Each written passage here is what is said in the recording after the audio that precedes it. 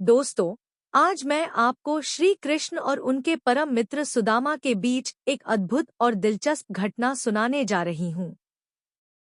सुदामा और श्री कृष्ण बचपन से एक दूसरे के अच्छे दोस्त थे। दोनों ने साथ में संदीपन ऋषि के आश्रम में शिक्षा ली, एक साथ लकड़ियां काटने गए, साथ में भोजन किया और अपनी मन की बातें आपस में साझा की।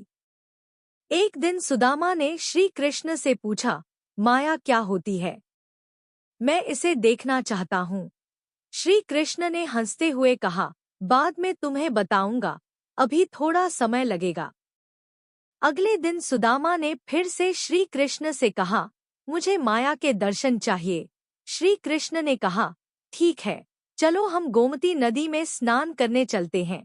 दोनों नदी के किनारे पहुंचे, अपने वस्त्र तट पर रखे और स्नान करने के लिए पानी में उतर गए। श्री कृष्ण ने 2 डुबकी लगाई और ताजगी से बाहर आए, फिर पीतांबर पहनने लगे। सुदामा ने सोचा, अब मैं भी एक डुबकी लगाकर आ जाता हूँ। जैसे ही सुदामा ने डुबकी लगाई, श्री कृष्ण ने सोचा, अब माया दिखाने का सही समय है। सुदामा को अचानक महसूस हुआ कि गोमती नदी में बाढ़ आ गई है और वह बहते हुए नदी के पार पहुंच गए। उसे समझ में नहीं आया कि क्या हो रहा है और वह तैरते तैरते दूसरे किनारे पर पहुंच गए।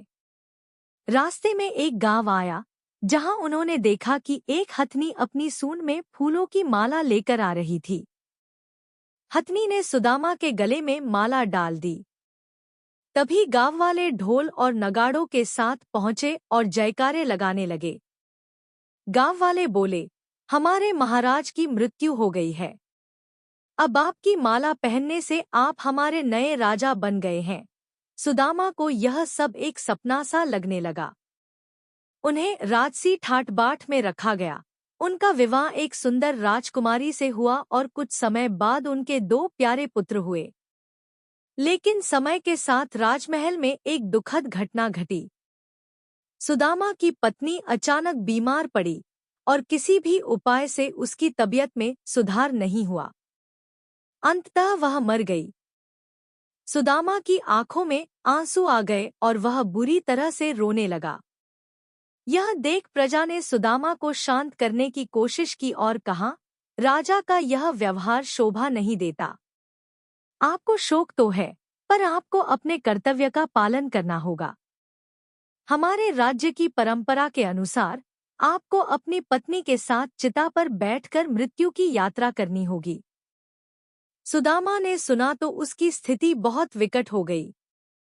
उसने कहा, मैं तो मायापुरी का निवासी नहीं हूँ। मुझे यहाँ का कानून क्यों मानना पड़े, लेकिन लोग नहीं माने। उन्होंने कहा, आप हमारे राजा हैं और यहाँ का नियम तो आपको मानना ही पड़ेगा।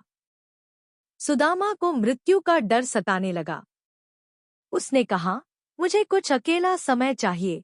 उसे एकांत में ले जाया गया और नदी में स्नान करवाने के लिए ले जाया गया।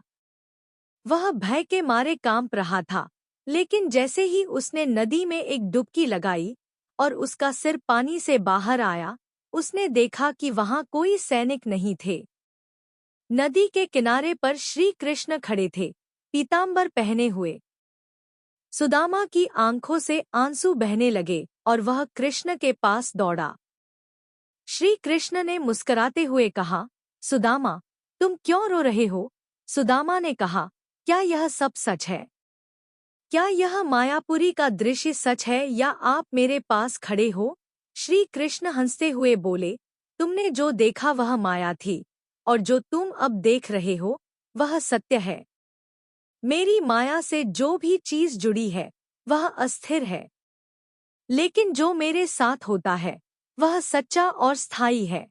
सुदामा ने महसूस किया कि जो कुछ भी संसार में है वह सब भगवान की माया है और वह माया मनुष्य को भ्रमित करती है। लेकिन जो भगवान की भक्ति में लीन हो जाता है वह माया से परे होता है। दोस्तों, आपको आज की यह कहानी कैसी लगी? आशा है कि आपको कुछ महत्वपूर्ण शिक्षा मिली होगी। ऐसी और भी प्रेरणादायक कहानियों के लिए वीडियो को लाइक और शेयर करना न भूलें।